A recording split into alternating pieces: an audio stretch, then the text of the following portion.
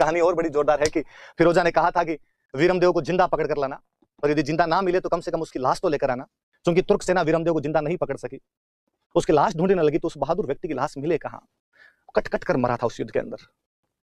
तो किसी को उसका सर मिला इतना से, उस सर को लेकर वो फिरोजा के पास गए, और फिरोजा को जाकर उन्होंने कहा कि शहजादी, हमें उसका पूरा शरीर तो बरामद नहीं हो पाया, लेकिन उसका सर मिला है हमें, हम सर लेकर आए। एक थाली के अंदर फिरोजा के पास वो सर लेकर गए।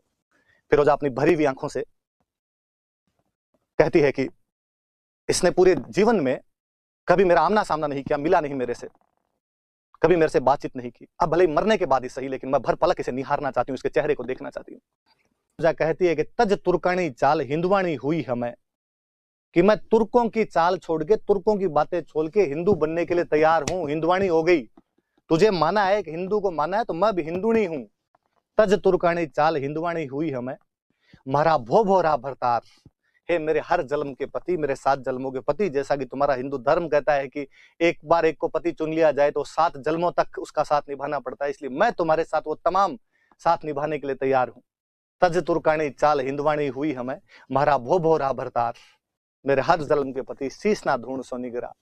हे सोनीगरा, अब मेरे से सिर मत घुमा, मैं तमाम चीजें, तमाम प्रक्रियाएं, तमाम जीवन मैं तुम्हारे साथ गुजारना चाहती हूँ। फाइनली वीरमदेव की उस मुंडी को लेकर, उस सर को लेकर फिरोजा यमुना नदी के अंदर छलांग लगा लेती है।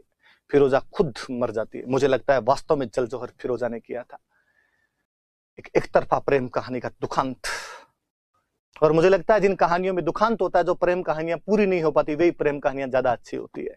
बॉलीवुड फिल्मों की तरह जिनमें हैप्पीली एवर एंड होता है, उनमें इतना मजा आता भी नहीं। जो कसक रह जाती है उसकी बात ही कुछ अलग रहती है।